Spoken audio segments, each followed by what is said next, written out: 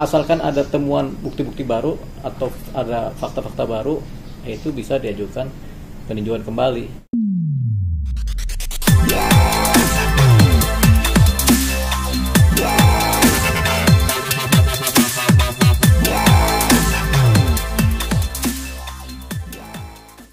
Ya, namanya film ya film kan, fakta-fakta kan gitu kan. Tapi ada juga film-film yang kemudian menggali dari fakta-fakta. Pertanyaannya, apakah fakta baru bisa digali dari film itu? Film selalu punya tendensi, punya arah, punya ini namanya apa? Narasinya kan, sama punya kepentingan. Gitu. Jadi kalau kita memakai film sebagai tolak ukur untuk menjadikan fakta, rasanya nggak bisa, sulit ya. Fakta itu harus didapat dari keadaan real di lapangan, dari keadaan-keadaan yang terjadi. Jadi film nggak bisa dijadikan sebagai sandaran untuk mendapatkan fakta. Nah itu persoalannya. Ya film gitu. Film kan untuk dinikmati. Tapi film bisa menggalang opini, bisa mengarahkan opini. Nah opini ini kemudian kalau dikaitkan dengan kasusnya Jessica dan Mirna, film High School ini bisa menggalang atau menggiring opini untuk paling tidak menyampaikan pesan bahwasanya ada keadilan yang belum tuntas, gitu. Ada rasa keadilan yang belum tuntas di masyarakat terkait dengan kasusnya Jessica dan Mirna. Ya, Jessica diputus bersalah membunuh Mirna sebagai korban almarhum kan. Jadi ada yang rasa keadilan yang belum tuntas. Nah, ini kemudian menjadi peluang untuk kita, karena opini lama-lama meluas dan menjadi pikiran masyarakat. Nah, timbullah yang namanya tidak puas secara keadilan terhadap putusan kasusnya Jessica kan. Nah, di sini potensi peluang terbuka untuk adanya penelaahan ulang terhadap putusan Jessica. Jadi peluang ini dari opini kan timbul peluang. Nah peluang ini bisa kemudian dimanfaatkan oleh pihak-pihak yang berkepentingan, dalam hal ini baik Jessica maupun pengacaranya. Untuk apa? Untuk melakukan proses mencari keadilan lanjutan. Walaupun sudah inkrah putusannya, sudah PK juga, tapi bisa juga diajukan PK kembali.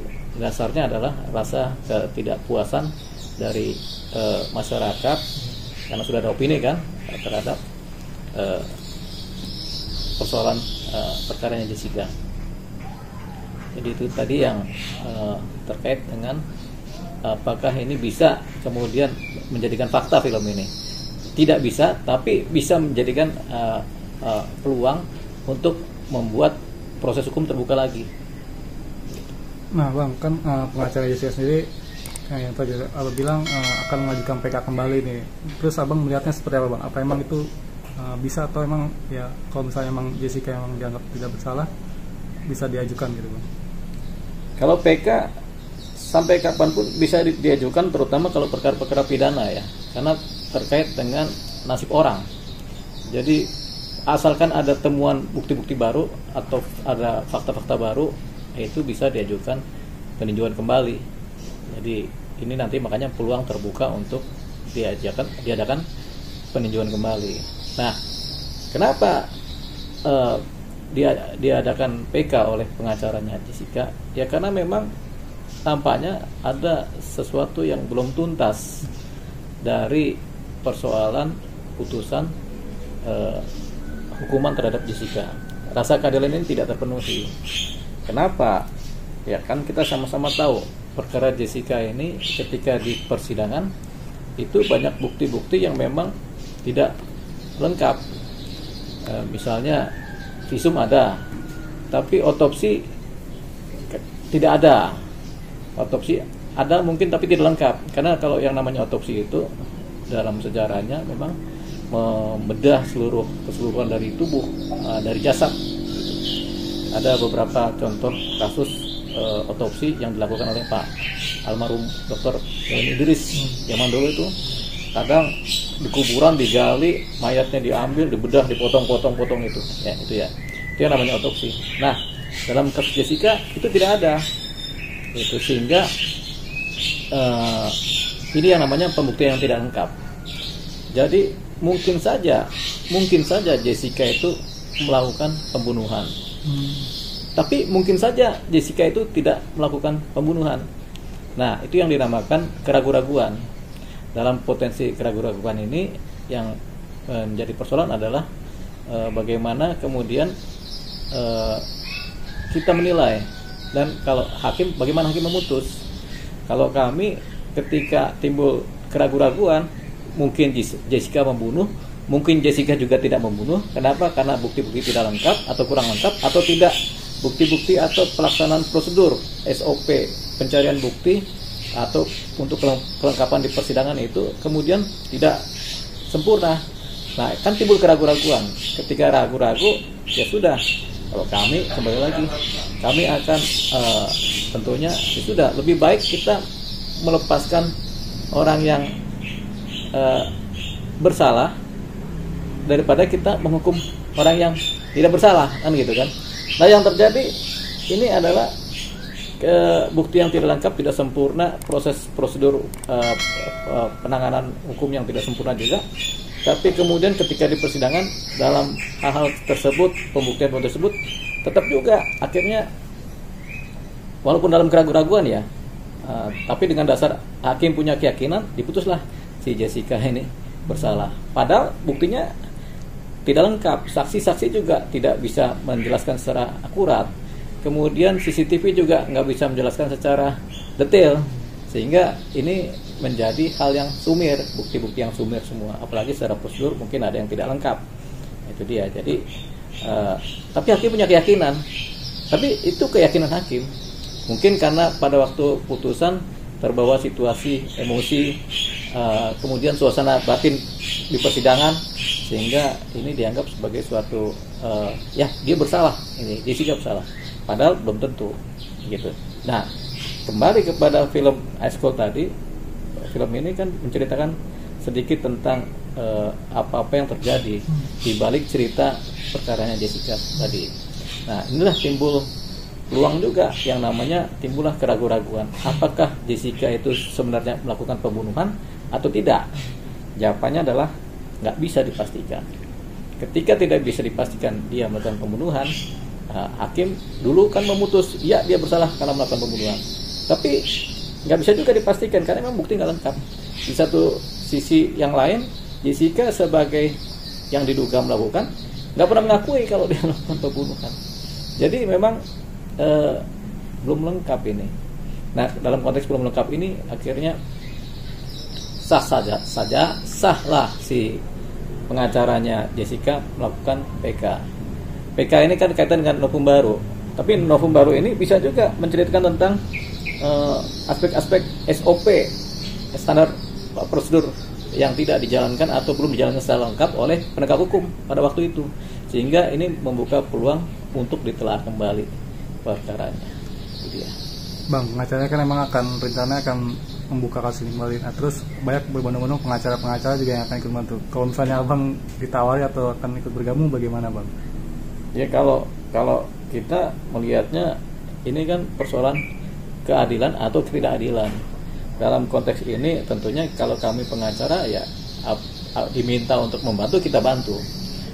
Walaupun kita bantu misalnya bantu mengawal atau bantu menggalang atau bantu juga dalam arti yang lain, tapi terutama bantunya terhadap pengacaranya yang menangani ini. Kan ada kuasa hukum yang jelas kan, yaitu Pak Otto Hasibuan. Kita bantu Pak Otto begitu.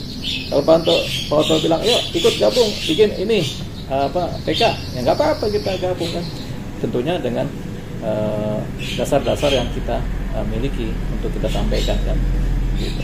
Jadi terutama mencari novum baru ini yang penting adalah prosedur mungkin prosedur dari penanganan perkara yang tidak sempurna, sehingga ini agak kemudian menimbulkan ketidakadilan di mata masyarakat.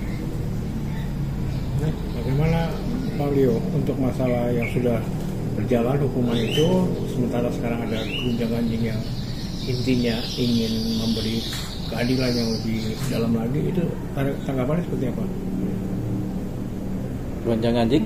gonjang anjing kan hukuman sudah Oh ya, Jessica ini kan sudah menjalani hukuman kurang lebih 7 tahun. Dan dalam menjalani hukuman itu dia sebenarnya nggak banyak protes juga. Dia jalanin aja. Yang dia lakukan adalah dia patuh terhadap hukuman yang sudah diputus. Dia menjalankan ini, tapi dia tetap tidak mengakui membunuh. Gitu. Dia tidak mengakui sebagai pelaku. Jadi ini ketidakmengakuan dia sebagai pelaku yang membunuh, dan kemudian pembuktian di persidangan yang tidak lengkap, yang sifatnya masih sumir, ini menjadi landasan kita berpikir bahwasanya mungkin ini ada ketidakadilan yang terjadi. Kita anggap saja Jessica melakukan pembunuhan, tapi persoalannya ketika dibuktikan alat-alat buktinya tidak sempurna, kemudian saksi-saksi tidak sempurna juga, CCTV juga alat buktinya juga tidak sempurna, dan ada prosedur pembuktian yang tidak lengkap, misalnya tidak ada otopsi. Ini kan sebenarnya membuat dia lepas dari hukuman. Jadi Jessica bisa lepas dari hukuman ya, orang pembuktiannya juga nggak lengkap kan gitu. Kembali kepada persoalan, lebih baik kita melepaskan orang yang bersalah karena pembuktian-pembuktian tidak sempurna atau kelalaian-kelalaian dalam penegakan hukum, dibanding kita kemudian menghukum orang yang benar-benar tidak bersalah.